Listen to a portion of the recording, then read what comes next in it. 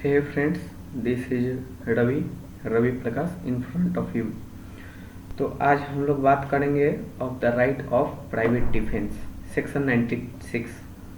हम लोगों ने बहुत बार सुना है कि प्राइवेट डिफेंस में अगर हम कुछ करते हैं तो वो एक अपराध नहीं माना जाएगा। जैसे अगर हमें कोई मारता है या हमारे ऊपर कोई विपत्ति आन पड़ी है तो उस स्थिति में अगर हम खुद को बचाने के लिए किसी को मारते भी हैं या जान से भी मार देते हैं अगर उस सिचुएशन में, तो फिर वो हमारा मारना एक अपराध नहीं माना जाएगा।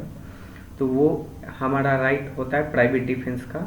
तो ये सुनने में तो बहुत कॉमन है, लेकिन आज हम लोग बात करेंगे इसके लीगल टर्म के बारे में कि एक्चुअल में इसका सिद्धांत है कहाँ पे। तो ये जो राइट ऑफ प्राइवेट डिफेंस है ये डिफाइंड है आईपीसी में सेक्शन 96 में। क्योंकि 96 से लेकर के और आगे भी हैं कुछ सेक्शंस जो कि डिटेल में चर्चा करते हैं प्राइवेट डिफेंस के बारे में। आज हम लोग सिंपल सेक्शन 96 के बारे में जानेंगे कि सेक्शन 96 है क्या, सेक्शन 96 किस बारे में बात करता है। सेक्शन 96 जो लिखा हुआ है जो कि इसे ऐसे ब्राइव करता है कि things done in private defence, nothing is an offence which is done in the exercise of the right of private defence. इसका मतलब ये हुआ कि कोई भी ऐसा काम जो कि प्राइवेट डिफेंस के राइट में किया गया हो, प्राइवेट डिफेंस का अधिकार से किया गया हो, यानी खुद को डिफेंस करने के अधिकार से किया गया हो, वैसा कोई भी काम ऑफेंस नहीं है, यानी अपराध नहीं है।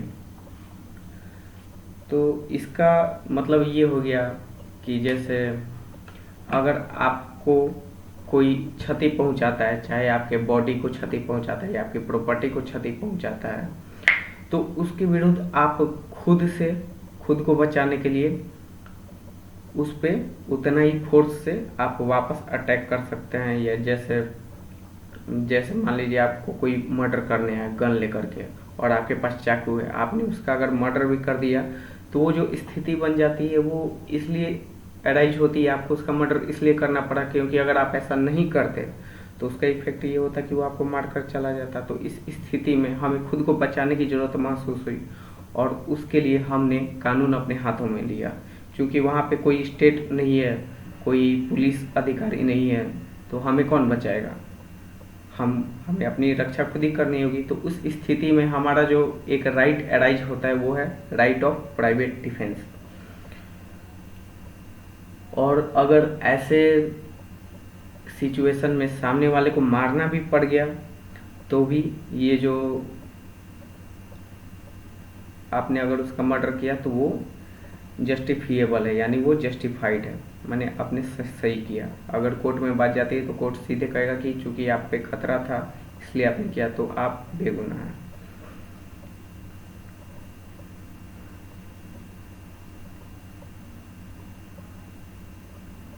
लेकिन जब आप प्राइवेट डिफेंस के बारे में जाते हैं तो कुछ रूल्स जो हैं आपको पहले से जानने होंगे कि किन रूल्स में मेरा प्राइवेट डिफेंस का जो राइट है वो अराइज होता है। पहला कि अगर क्या ज़रूरी था ऐसा आपने जो भी एक प्राइवेट डिफेंस में किया, जैसे मान लीजिए आपने सामने वाले बंदे को मार दिया, तो क्या ज़रूरी था कि मतलब सामने से अगर हमला हो रहा है तो हम मारे ही मारे? क्या हम बच के भाग नहीं सकते थे? क्या हम किसी और की हेल्प नहीं ले सकते थे? अगर हम किसी की हेल्प ले सकते थे तो वहाँ उस सिचुएशन में हमें उससे हेल्प लेना पड़ेगा। जैसे मान लीजिए हमारा कोई सीनियर हमें तंग कर रहा है और हम तैयार बैठे हैं कि जब वो आएगा हम उसे मार देंगे, हमने उसे मार दिया और बाद में कहा कि प्राइवेट डिफेंस में। तो नहीं, ये प्राइवेट डिफेंस की बात नहीं होती। प्राइवेट डिफेंस की बात तब होती जब आप वहाँ पे जाते, टीचर से कंप्लेन करते, पेरेंट्स से कंप्लेन करते, सोसाइटी की हेल्प ले सकते थे, आपने खुद ही कर दिया जबकि आप चाहते तो हेल्प ले सकते। तो वहाँ पे जहाँ पे आप सोसाइटी की हेल्प ले सकते हैं तो वहाँ पे आपको सोसाइटी से हेल्प लेना चाहिए। उसके बाद आ जाता है कि वायलेंस आपको उतना ही करना चाहिए जितना कि सामने से अटैक हो रहा है। अगर सामने वाला बंदा खाली हाथ आया है आपको मारने के लिए, मान ही लेते हैं कि वो बहुत मजबूत है, ठीक है, तो इसका मतलब ये नहीं कि आपके पास बंदूक है तो आप निकाल करके उसको ठोक दें और बाद में बोले कि चूंकि ये सामने वाला मुझे मारने आया था तो मैंने उसे मारकर प्राइवेट डिफेंस किया। नहीं, आपको आप क्या जस्टिफाइड होता है इस चीज़ में कि आपने पड़ा कोई ईंटा वटा उठाया या कोई रॉड पत्थर उठाया उससे उसको मारा। ये नहीं कि अगर सामने वाला आप हर्ट करने आ रहा है तो आप उसको किल कर दें। तो आपका जो एक्ट होना चाहिए वो भी उसके प्रोपोर्शन में ही होना चाहिए। अगर वो आपको मारने आ रहा है तब उस केस में आपका एराइज होता है प्राइवेट डिफेंस उसको किल करने का। लेकिन नॉर्मल केसेज में आपका राइट वहीं तक जाता है जहाँ तक कि सामने वाला प्रोपोर्शनेट हो, मतलब उसके बराबर। उससे अगर आप एक्सीड कीजिएगा तो आपका private right of private defence exceed कर जाता है, और उस केस में आपको ये बेगुनाह होने का वो इतनी फ़ायदा नहीं मिल पाएगा। और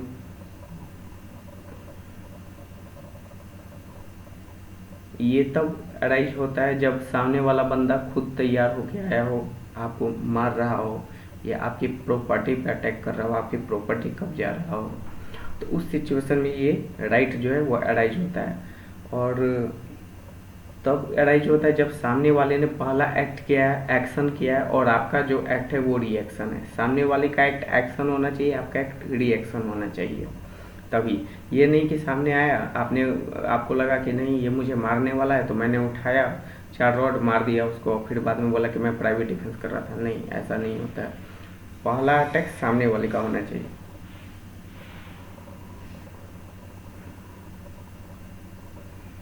और ये जो राइट होता है इसकी नेसेसिटी होनी चाहिए। नेसेसिटी का मतलब हो गया कि अगर हम ये काम नहीं करेंगे तो फिर बहुत इससे भी बुरा चीज़ हो सकता है, तो वो हमारी बन जाती है नेसेसिटी, यानी कि हमें करना पड़ेगा ये चीज़।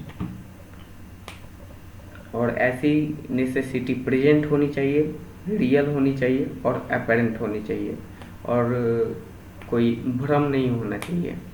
जैसे आप ये नहीं कह सकते कि सामने वाला आया तो मुझे लगा कि वो मुझे मारेगा तो इसलिए मैंने उसे मार दिया। नहीं, अगर सामने वाला आया है, मान लीजिए उसके हाथ में लग रहा है कि एक पिस्तौल है जिसमें कि वो दिखा करके आपको बोल रहा है कि नहीं आज मैं तुझे मार डालूंगा, तो वो इस स्थिति में आप कह सकते हैं कि हाँ मेरा right of private defence arise होता है खुद को बचाने के लिए। लेकिन अगर सामने वाला बंदा खड़ा है, चुपचाप है, और आपको ऐसा लगा कि नहीं ये मुझे मार देगा, तो ये रियल सिचुएशन नहीं है, अपार्टमेंट सिचुएशन नहीं है, प्रेजेंट सिचुएशन नहीं है।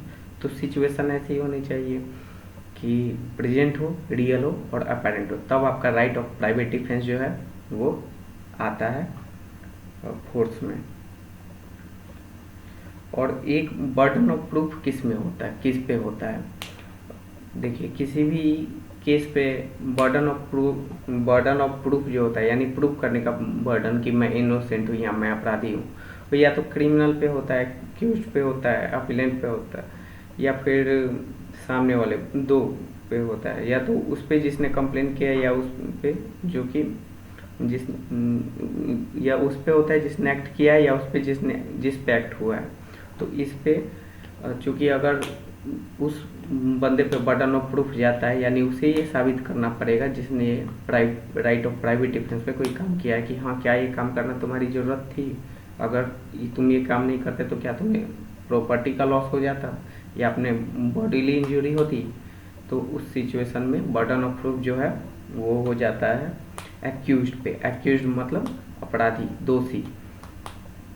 तो अगर आपने right of private defence use किया तो आपको बाद में ये बताना भी पड़ेगा कि हाँ मैं निर्दोष हूँ। तो आपको किस स्थिति में वो जो है वो खुद को निर्दोष साबित करने की जो जिम्मेदारी होगी, मतलब खुद को कैसे निर्दोष करना है वो आप ही को साबित करना पड़ेगा।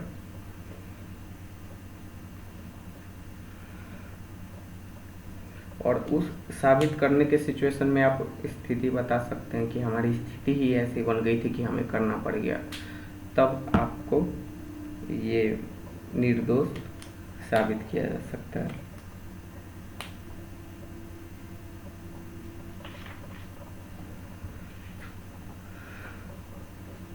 इसमें आपका right of private defence of body भी आता है, बॉडी भी आ जाता है, और राइट ऑफ प्राइवेट डिफेंस आपका जो है प्रॉपर्टी का भी आ जाता है। जैसे मान लीजिए आपके घर में कोई घुस गया ज़बरदस्ती, तो आपका वहाँ पे राइट आ जाता है कि आप चाहें तो उसे मारकर घर से बाहर निकाल दे, चाहे उसके लिए आपको जितना भी फोर्स का यूज करना पड़े, और वो जो भी फोर्स आप यूज करें वो उसके प्रोपोर्शन में होना चाहिए जितना कि सामने वाला यूज कर रहा है उसके। और जहाँ पे कि आपको कोई खतरा नहीं हो, सबसे बड़ी बात, where there is no apprehension of danger there is no right of private defence. यानी कि आपको खतरे का लगना चाहिए कि हाँ सामने खतरा है, तभी आपका राइट ऑफ प्राइवेट डिफेंस जो है वो अराइज होता है। मान लीजिए कि कोई चोर आया, एक केस है, मान लीजिए कि कोई चोर आया और किसी मकान मालिक के घर में घुसा, और मकान मालिक ने सेल्फ डिफेंस में खुद को बचाने के लिए उसे लाठी से मारना स्टार्ट कर दिया। अब चोर के पास बंदूक है। अब क्या वो इस केस में उसके पास राइट है कि वो राइट ऑफ प्राइवेट डिफेंस अपना यूज करे? नहीं, इस केस में चोर के पास कोई राइट नहीं है कि वो अपना प्राइवेट डिफेंस यूज करे, क्योंकि जो सामने वाला बंदा है वो तो खुद ही तैयार होकर के आया है कि हम ये काम करने जा रहे हैं। तो वो अगर उसके बदले में उसके पास गन है, वो अपना गन यूज करता है, तो वो ये बाद में ये नहीं कह सकता है कि चूँकि मेरा राइट ऑफ प्राइवेट डिफेंस था इसलिए मैंने काम किया, क्योंकि वो जो स्थिति वो अचानक से नहीं आई थी। डेंजर जो था वो खुद ही उस काम को करने के लिए गया था, वो तैयार होकर के गया था, तो प्राइवेट डिफेंस में नहीं आता है। तो इसलिए there is no right also against act of self defence. तो ये था हमारा सेक्शन 96 प्राइवेट डिफेंस, यानी कि आप अपने बचाव में कुछ भी कर सकते हैं, लेकिन उस जो आप अपने बचाव में जो एक्ट कर रहे हैं, चाहे सामने वाले को मारना हो, चाहे सामने वाले पे कितना भी फोर्स अप्लाई करना हो, वो आप उसका एक परफेक्ट सरकमस्टांस भी होना चाहिए, परफेक्ट रीजनेबल सरकमस्टांसेस होना चाहिए, तभी आपका ये राइट अराइज होगा, नहीं तो नहीं होगा। Thank you.